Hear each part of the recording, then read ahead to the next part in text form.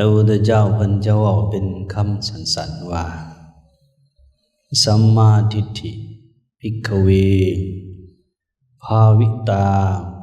ภอุลีกตามหัพพลามหานิสังสานะซึ่งแปลเป็นบ้านเฮาว่า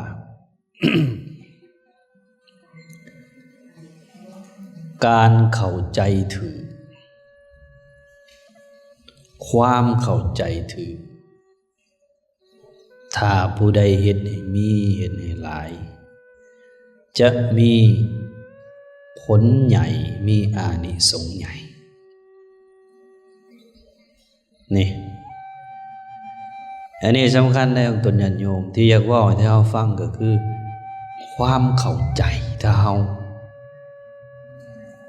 เกี่ยวกับชีวิตในชีวิตเฮานี่ระหว่างสุขกับทุกข์สุขกับทุกข์แต่ละมื้อนี่อีหยังหลายกว่ากัน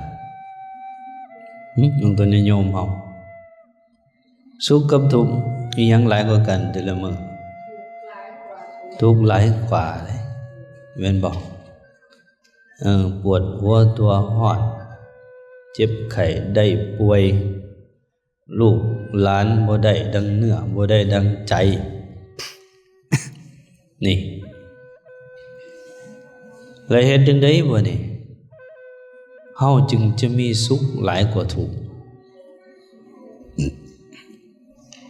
เนี่ยแต่ละมื้อนะเฮาเริ่มต้นง่ายๆจากการสร้างความเข้าใจนี่ให้มันถือก่อนตอนนี้เฮามีความเข้าใจผิดหลายๆอย่างได้เฮามีความเข้าใจผิดในหลายอย่างบ่ว่าจะเป็นประเพณีวัฒนธรรมบ่ว่าจะเป็นศาสนาว่าจะเป็นความเชื่อหลายๆอย่างที่เฮาเข้าใจผิดกันก็เลยเป็นเหตุให้เฮานั้นมีความทุกข์นี่พระพุทธเจ้าเพิ่นเห็นชีวิตเห็นสังคมตามความเป็นจริงแล้วนำมาบอกนำมาสอนพวกเรานี่เราจึงได้ถือประพฤติปฏิบัติเพิ่นจึงว่าภิกขุทั้งหลายผู้ใดเจริญคือเฮ็ดให้หลายนะซึ่งสัมมาทิฏฐิเฮ็ดให้หลายจึงสัมมาทิฏฐิยอมมีผลใหญ่ภาวิตาภหุลีกตานะคือเฮ็ดให้หลายเฮ็ดให้หลายๆเฮ็ดอยู่ตลอดซึ่งสัมมาทิฏฐิคือความเข้าใจอันถูกต้องจะมีผลใหญ่มหัพพลามหานิสังสามีผลใหญ่มีอานิสงส์ใหญ่นี่ความเข้าใจนี่สำคัญเด้ออกตนญาติโยมเอาถ้าเข้าใจผิดเมื่อยในครอบครัวเฮือนชานคือกันในเฮือนเฮานะถ้าเข้าใจกันผิดสิเป็นแนวใดเอาถามเราผัวเมียลูกเต้าเราหลานเข้าใจผิดกันสิเกิดยังขึ้นเกิดผิดเถียงกันทุกข์ทรมานตีกันแยกทางกันแต่ถ้าเข้าใจถูกมีสัมมาทิฏฐิก็จะเฮ็ดให้เฮานั้นบ่มีปัญหาชีวิตเฮานี่ถ้าเว้าทั้งหมดอยู่กับจิตดวงเดียวนี่อยู่กับจิตน้อยๆมันก็บ่น้อยเนาะบางเทื่อก็ใหญ่คือกันใจใหญ่คือกันเนาะบางเทื่อนี่นะอยู่กับจิตอันนี้สิสุขก็อยู่กับจิตอันนี้สิทุกข์ก็อยู่กับจิตอันนี้ แต่ว่าจิตนี่นั้นมันต้องประกอบด้วยสัมมาทิฏฐิถ้าจิตดวงนี้ไปประกอบมิจฉาทิฏฐิแล้วมันมีปัญหาแน่นอนในหลายๆอย่างบ่แพ้ก็ยามพวกพ่อพวกแม่บ่แพ้บ่เผาแพ้ก็ยับกันเทศก็ยังตั้งใจอย่างมาเว้าเพราะว่าพวกเฮาก็ผู้ดีบ่หลายบ่น้อยคนแต่ยังให้เข้าใจคักๆว่าเฮาจะวางจิตวางใจเฮานี่ให้เกิดความสุขสงบร่มเย็นในชีวิตเฮาได้จังใดนี่สำคัญเด้ใจเฮานี่อยู่เฮือนอยู่ซ่านเฮ็ดเวียกเฮ็ดงานถ้าบ่มีความเข้าใจถึงนี่เรื่องวุ่นวายโลดนี่ในหลายๆอย่างได้อย่างบางคนว่าเข้าใจว่ามีเงินเท่านั้นจึงจะมีความสุขนี่ก็เป็นความผิดความเข้าใจผิดอีกอันหนึ่งนี่สมมตินะเราต้องพิจารณาดีๆได้บางคนก็อาจจะเข้าใจว่าได้เมียรวยๆผัวรวยๆเท่านั้นจึงจะมีความสุขสมมุตินะหรือเข้าใจยับลงไปอีก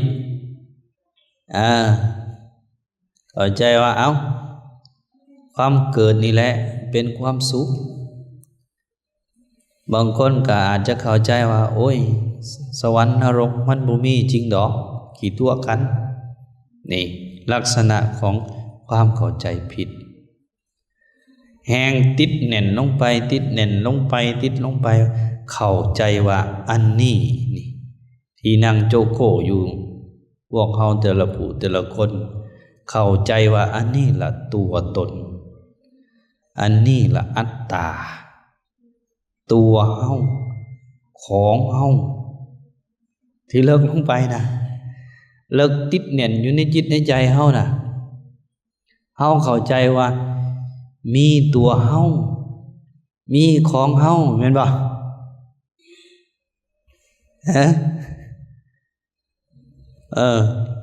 นี่สำคัญไหนความเข้าใจนี่มีคนมาด่าโอ้ย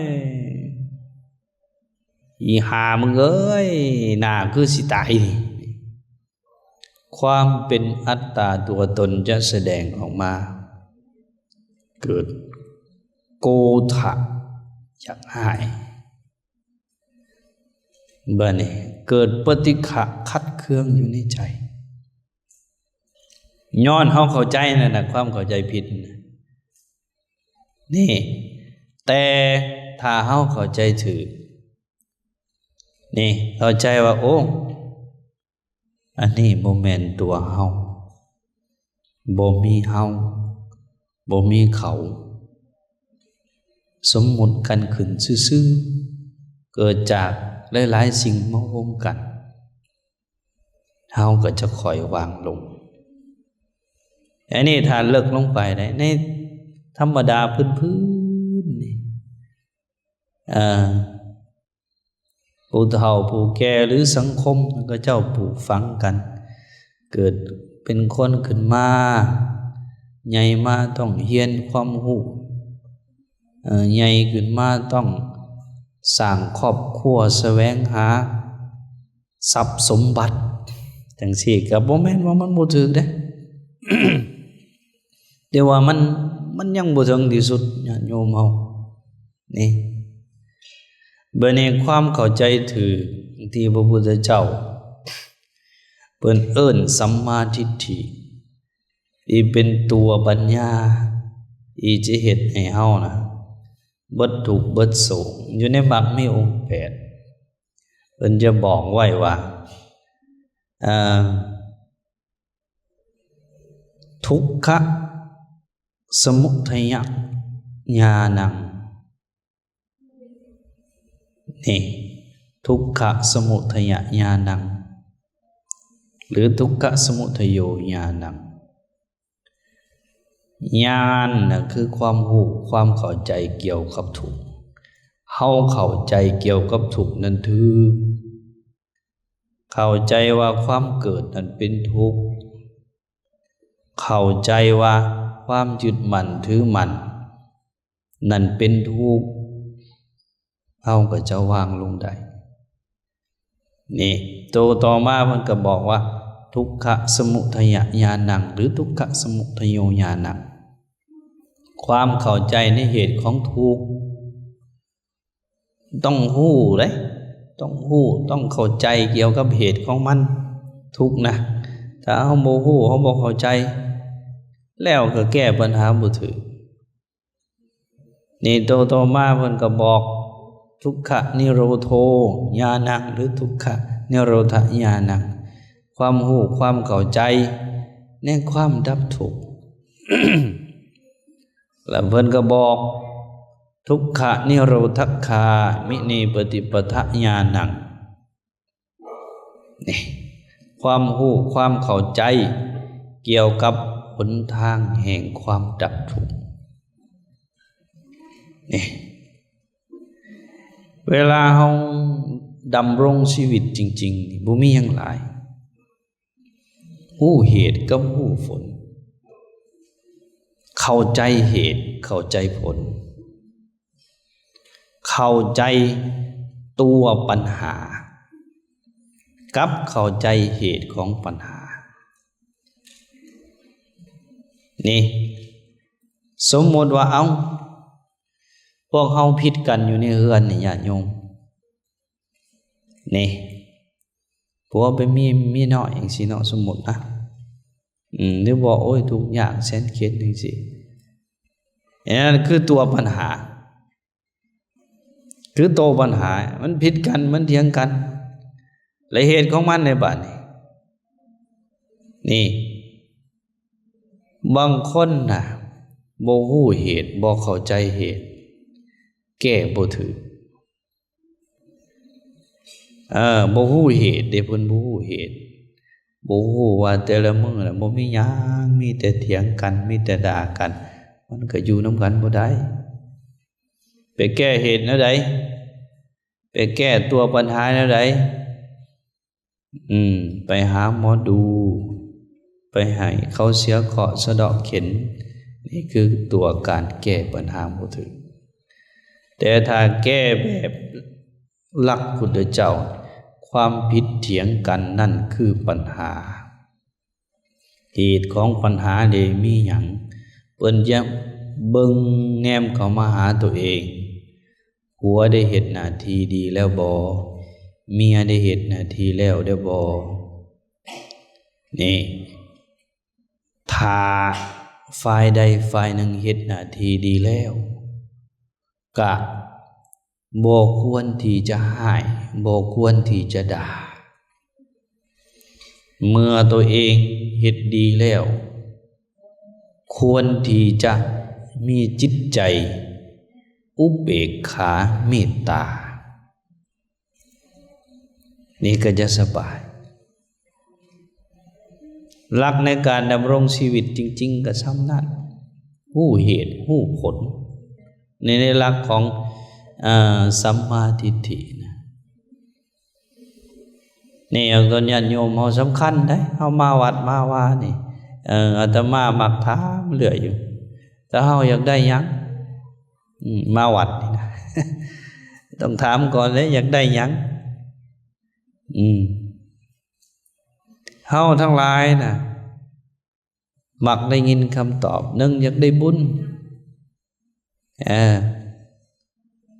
สองโอ้ยก็น้อยอยากเบิดกิเลสอยากมาประพฤติปฏิบัติธรรมอยากไปนิพพาน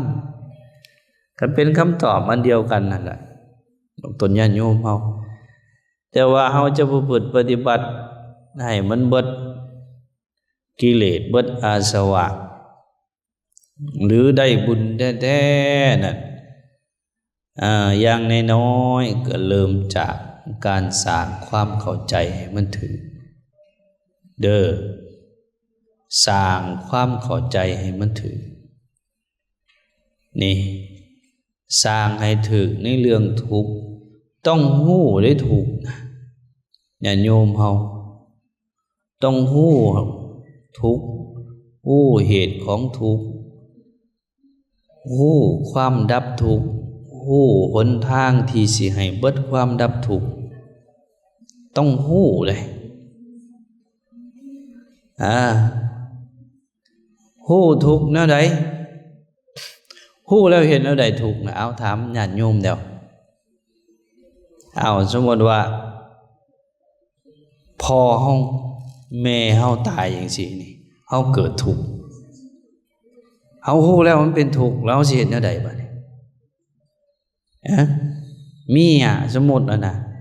เมียไปมีผัวน้อยนะมันทุกข์แล้วเดี๋ยวนี้ลูกไปสูบยาม่าแล้วนี่เฮาสิเฮ็ดแนวใดเอามันทุกข์แล้วเดี๋ยวนี้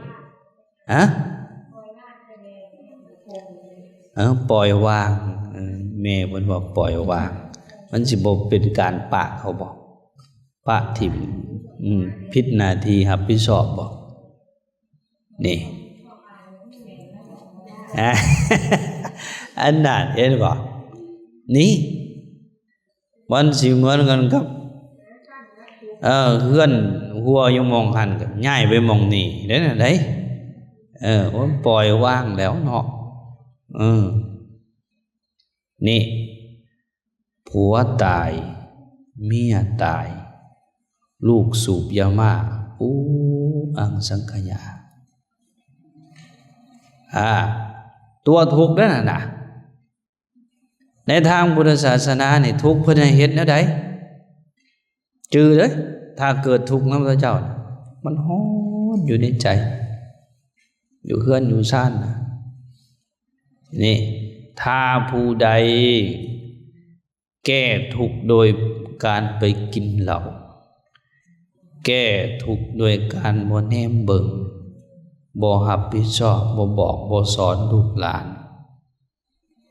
นั่นถือว่าผิดจากพุทธศาสนานี่เอาสิเฮ็ดกับทุกข์แนวใดพระพุทธเจ้าเพิ่นบอกให้เฮากำหนดรู้ทุกข์การกำหนดรู้คือการแนมเบิ่งซื่อๆตัวทุกข์สมมุติพอตายนี่ก็เกิดความทุกข์ขึ้นในจิตในใจแนมเบิ่งทุกข์เนาะกำหนดจิตใจเฮานี่ลูกไปสูบยาม่ามันบ่ไปโรงเรียนบอกบ่ได้ใส่บ่ฟังทุกข์เนาะอันนี้คือตัวปัญหาบัดนี้เมื่อเฮาจัดการกับทุกข์ได้แล้วเฮาเบิ่งมันซื่อๆโดยที่บ่เข้าไปยึดบ่เข้าไปถืออันนั้นล่ะพระพุทธเจ้าเพิ่นว่าปริญญายันติปริญญาตันตินี่เบิ่งมันไอ้ตัวทุกข์เบิ่งมันบัดนี้เฮาสิไปแก้อยู่บ่อนใดบัดนี้ไอ้ตัวแก้เด้อบัดนี้แต่โมเมนต์อย่างนี้เด้วางเฉยโมเมนต์วางเฉยเศร้าโอ้ยลูกสูบยาม่าก็สร้างมันซะบอกมันบ่ฟังเด้อเด้ตัวเองก็ทุกข์ทรมานอยู่ผัวตายเมียตายพ่อตายก็โอ้ยทุกข์หายห้องระทมทุกข์อยู่นี่พระพุทธเจ้าเพิ่นว่าบ่ได้กำหนดรู้นี่ในธรรมจักรกับปวัตตนสูตรเพิ่นจะบอกวิธีการในการนั้นปฏิบัติต่อทุกข์เมื่อเกิดความทุกข์ขึ้นแล้วทุกอย่างได้จือได้ลูกตายเสียเมียตายจากลูกบอกบ่ได้ใส่บ่ฟังพอแม่ล้มหายตายจากผัวไปมีเมียน้อยหรืออิหยังก็ตามเกิดปัญหาขึ้นแล้วให้เบิ่งปัญหาเบิ่งได้แต่ว่าบ่ได้ทิ่มปัญหาบ่ได้ปะปัญหาไปเห็นแนวใดบาดนี้ไปจัดการกับเหตุมันไปจัดการกับเหตุ เหตุของความทุกข์เกิดจากอิหยังในทางพุทธศาสนาเฮานะเหตุของความทุกข์เกิดจากความยึดมั่นถือมั่นนี่สังคิตเตนะปัญจุปาทานักขันธาทุกขาไปกำจัดอยู่ความยึดมั่นถือมั่นนี่ลูกเฮาผัวเฮาเมียเฮาพี่กำจัดความยึดถือที่ปรากฏอยู่ในจิตแล้วก็เบิ่งเขาลูกหลานกันบอกหลายเทื่อแล้วบ่ฟังจับเข้าคุกบ่ได้มัดมันพร้อมนี่ผัวก็เว้าดีนำบ่ดีบ่นำบ่ได้แล้วเอากำหนดผู้เฮาก็บ่ถูกอกถูกใจมันเป็นแต่สร้างกับปะแม่มันนี่ก็สิเป็นหยังหน้าที่เฮาเฮ็ดดีแล้วเมียคือกันลิ้นไผ่เก่งหลายสมมุตินะเว้าดีแล้วก็บ่ได้นี่เว้าร้ายแล้วก็บ่ได้เฮาก็บ่จำเป็นต้องทุกข์กำหนดฮู้แล้วเฮาก็ย่างออกมาสบายนี่ผัวคือกันพ่อแม่คือกันอยู่เฮือนอยู่ศาลเฮานะนี่ทุกข์นี่เพิ่นให้แนมเบิงซื่อๆเฮาก็จะบ่ทุกข์ปัญหานั่นนะนี่แต่เหตุของปัญหานะให้พากันกำจัดพากันขจัดออกเหตุของปัญหานะนี่กำจัดที่ดีที่สุดก็คือกำจัดความยึดมั่นถือมั่นอยู่ในใจเฮาโลกภายนอกสิเป็นจังได๋ก็ตามแต่เฮาเฮ็ดจิตใจของเฮาบ่ให้ยึดมั่นถือมั่นแห้งนี่ให้แนมเห็นว่าโอ้ยสัตว์โลกเป็นไปตามกรรมสรรพสิ่งเมื่อเกิดก็ต้องดับไปเมื่อเกิดก็ต้องสลายไปนี่สัตว์โลกเป็นไปตามกรรมสำคัญได้บางเทื่ออยู่กับครอบครัวเนี่ยเฮาเฮ็ดดีกับผัวกับพ่อกับแม่กับลูกกับหลานมันบ่ได้ดังใจเฮาเด้เฮาก็โอ้สัตว์โลกเป็นไปตามกันตามกรรมบ่เฮิงบ่นานก็ล้มหายตายจากกันไปเฮาก็จะบ่ทุกข์แฮงนี่อันนั้นคือการคลายความยึดมั่นถือมั่นในจิตในใจเฮาลงตัวนี้แล้วก็หนทางที่สิเฮ็ดอันนั้นในบัดเฮ็ดให้เบิดปัญหาเด้คืออีหยังก็เริ่มไปตั้งแต่ทานศีลภาวนาอยู่ในครอบครัวอยู่ในสถาบันสังคมถ้าเฮาฮู้เสียสละแบ่งปันมีศีลบ่ร้ายบ่ตีบ่ฆ่าบ่เบียดเบียนกันก็บ่เกิดปัญหาแห่งผู้ใดได้เจริญเมตตาภาวนาแห่งอยู่เป็นสุขนี่ต้องเฮ็ดแบบนี้นั่นล่ะจังว่าต้องสร้างความเข้าใจถูกนี่มันหลายเด้อสร้างความเข้าใจถูกให้หลายโอ้ยเป็นหยังน้อเฮาจึงถูกน้อหาเฮาจักตั้งคำถามทุกข์นี่มันมาแต่ไสน้อเหตุของมันเด้คืออิหยังนะเฮาฮู้จักตั้งคำถามและปฏิบัติกับสิ่งนี้ให้มันถูกสิเฮ็ดให้เฮานั้นเจริญก้าวหน้าในการประพฤติปฏิบัติเจริญก้าวหน้าในการดำรงชีวิตนี่ คนเฮาส่วนหลายนะที่เฮาเป็นทุกข์อยู่ในคุมื้อนี้นะ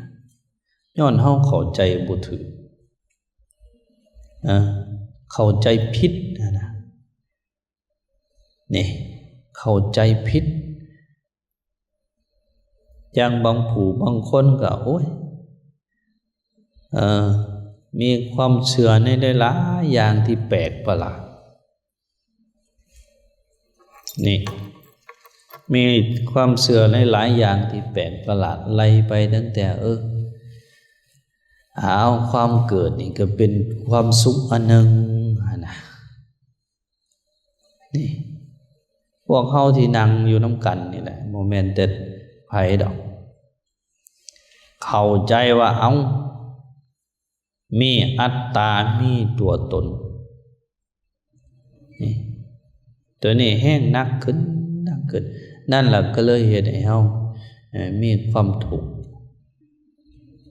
พยายามสร้างความเข้าใจถูกให้มันได้เด้ออยู่เฮือนอยู่ซ่านเฮาอันนี้วิธีปฏิบัติที่พระพุทธเจ้าเพิ่นตั้งต้นไว้ในมรรคมีองค์8เพิ่นเอิ้นสัมมาทิฏฐิคือความเข้าใจถูกต้องเฮ็ดให้มันได้เฮ็ดอยู่ตลอดเฮ็ดจังได๋เฮาจะเกิดสัมมาทิฏฐิก็ให้รู้จักฟังครูบาอาจารย์รู้จักไหว้พระสวดมนต์เจริญสมาธิภาวนารู้จักประพฤติปฏิบัติธรรมนี่เฮาจังซี่ล่ะมาฟังเทศน์ฟังธรรมก็จะพอเข้าใจเรื่องสวรรค์เรื่องนรกเรื่องการประพฤติปฏิบัตินี่ถ้าเฮาเข้าใจถูกหลายเท่าใด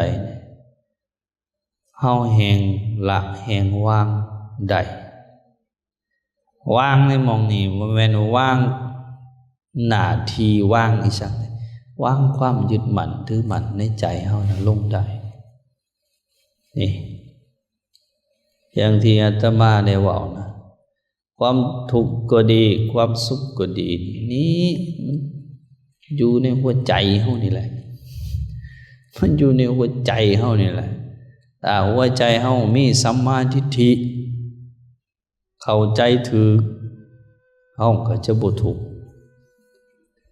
ถ้ามีมิจฉาทิฏฐิเข้าใจผิดยามใดเนี่ยมึงทุกข์ทรมานต้องลักต้องโกงต้องเบียดเบียนต้องแกล้งแย่งต้องตีต้องฆ่าจึงจะประสบผลจึงจะมีความสุขได้เขาเข้าใจกันจังซี่แหละโลกจึงวุ่นวายวิธีแห่งโลกต้องฆ่าต้องเบียดเบียนต้องใจโหดใจถึงจึงจะประสบผลสำเร็จนี่ว่าตั้งแต่สังคมวัยรุ่นก็ได้ผู้บ่าวผู้สาวให้ท้ายผู้บ่าวยังบ่แตะต้องอยู่นี่โอ้ยมักหานี่มึงคืองูแท้นี่คือความเข้าใจผิดอันมหันต์นี่ผู้บ่าวคือกันให้ท้ายผู้สาวคักๆผู้สาวก็บ่สนอีหานี่มึงคืองูตายแท้นี่คือความเข้าใจผิดมหันต์สังคมเฮาเป็นนั่นวิธีสังคมกูมื้อนี่เป็นตาย้านคนที่ดีคือคนที่มียศถาตำแหน่งร่ำรวยเศรษฐีจังซี่แน่เลยเบิ่งข่าวคุณธรรมในใจโลกจึงเป็นยุคแห่งการแก่งแย่งสิ่งดีญาติแย่งโกงกันปัญหาสังคมจึงหลายนี่แหละเกิดจากความเข้าใจผิดถ้าเว้ากว้างขึ้นไปอีกแห้งเทคในระดับการศึกษาที่เป็นระดับโลกแห้งเทควิทยาศาสตร์ หรือสังคมทางตะวันตกเขาเข้าใจแล้วใดชีวิตโลกนี่เนี่ยมันบ่มีดอกจิตบ่มีดอกใจนะมนุษย์นี่พัฒนาขึ้นมาจากวัตถุธาตุนี่แหละเอาเฮียนบ่ได้เฮียนนะมนุษย์นี่ต้องเก่งกาจสามารถมนุษย์เป็นสัตว์ประเสริฐได้ยินบ่มนุษย์เป็นสัตว์ประเสริฐมนุษย์เป็นสัตว์เก่งกาจสามารถต้องชนะธรรมชาติชนะดินชนะฟ้าชนะอากาศชนะภูเขาป่าไม้เป็นอย่างไรเฮาเห็นบาดนี้การดำรงชีวิตการพัฒนาสังคมโลกเห็นแล้วได้บาดเจาะในแม่ภูเขาทำลายในแม่ป่านี่เป็นได้บาดแต่พุทธศาสนาเฮาบ่ว่าจังซั่นได้เอ้าถามท่านเจ้ามนุษย์เป็นสัตว์ประเสริฐถือบ่อ้าวถามพ่อย่าก็ได้เนี่ยนั่งอยู่นี่มนุษย์เป็นสัตว์ประเสริฐฮะนี่พุทธเจ้าบ่เว้าแนวนั้นได้มนุษย์นี่เป็นของกลางๆมนุษย์นี่เพิ่นเว้าแนวใดท่านโตเสโธมนุษย์เสสุในหมู่มนุษย์นะคนที่ฝึกตนเท่านั้นจึงจะประเสริฐฝึกตนได้แล้วจึงจะประเสริฐคนที่ฝึกตนบ่ได้ยังบ่ทันเป็นผู้ประเสริฐเป็นหยังจึงว่ามันบ่เป็นผู้ประเสริฐเพราะว่ามันยังจะทำลายหมู่อยู่ยังจะไปเบียดเบียนหมู่อยู่ได้มือมนุษย์นี่เป็นสิ่งที่มหัศจรรย์ มหัศจรรย์จังใดคนที่ฝึกตนบ่ได้คนที่บ่มีสัมมาทิฏฐินะพร้อมที่จะทำลายโลกทำลายจักรวาล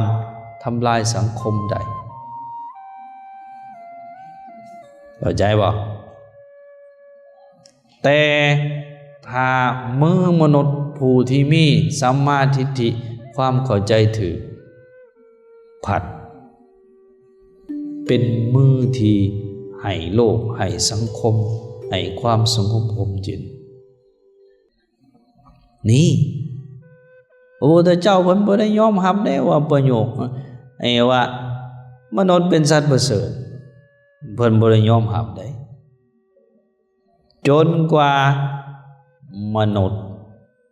จะฝึกตนได้แล้วจึงจะเป็นผู้ประเสริฐถ้ายังบ่ทันฝึกตนได้แล้วก็ยังเป็น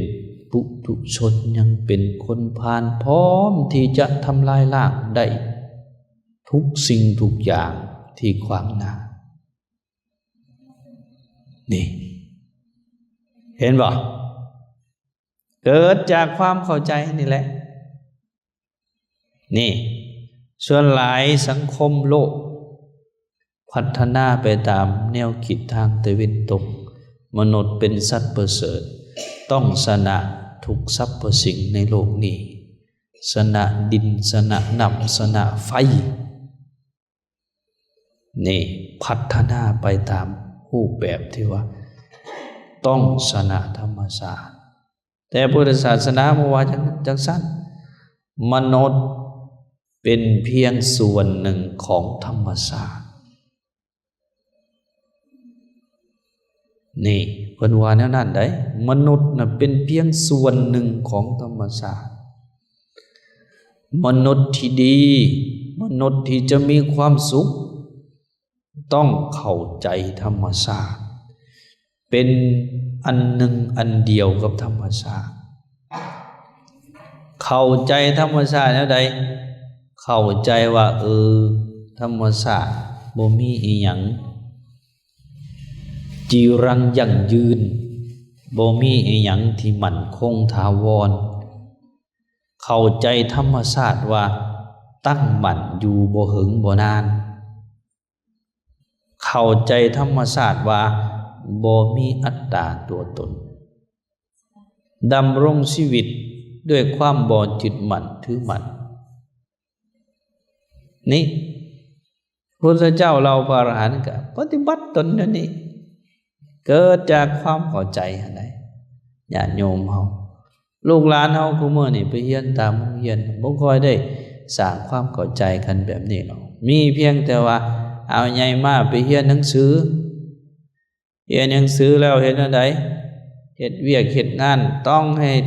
ได้โภคทรัพย์หลายๆเฮ็ดอันใดก็ได้สิกอบสิโกยสิลักสิหยังก็แล้วแต่นี่พอลักก็ลักพอโกงก็โกงพอนั้นนี่ก็เลยเป็นเหตุให้สังคมเฮามีปัญหาหลาย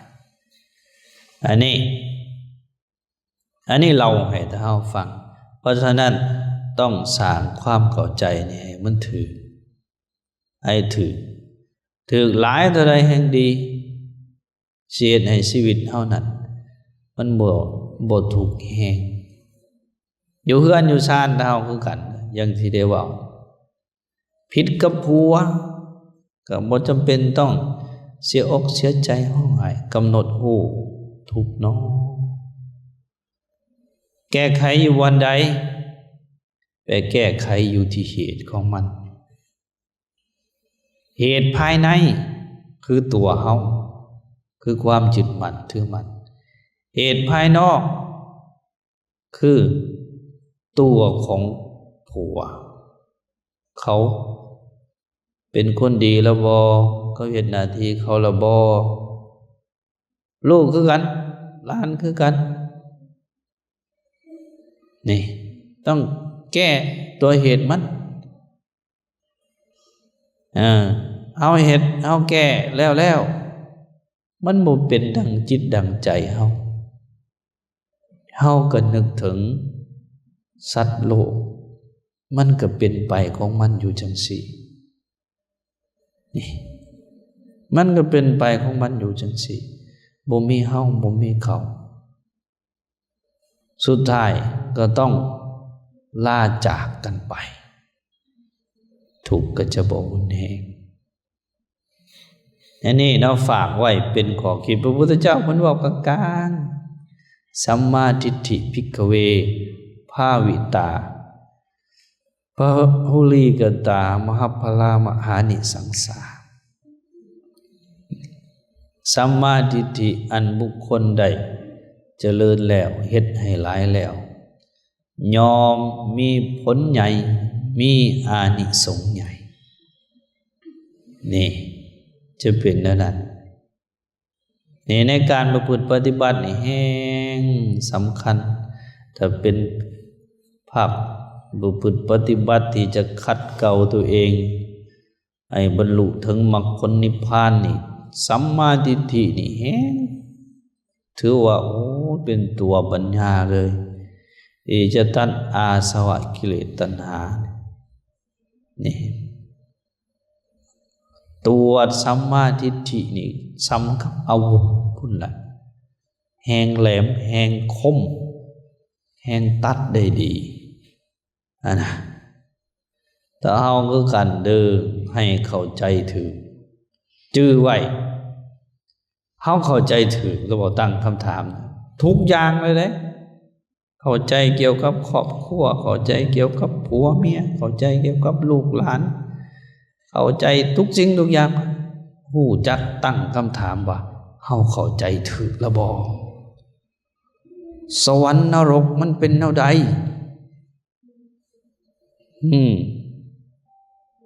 เฮาเข้าใจถูกแล้วบ่มรรคผลนิพพานมันเป็นแนวใดเอาเข้าใจถูกแล้วบ่บางคนนี่ไปเข้าใจว่าโอ้ยกูอยากเบิดอาสวะกิเลสไว้ๆเด้กูสิได้นอนเสมอเกยสบายเห็นบ่พวกพ่อพวกแม่เอาโอ้ยกูอยากบรรลุมรรคผลนิพพานไว้ๆเด้กูสิได้นอนสบายนะ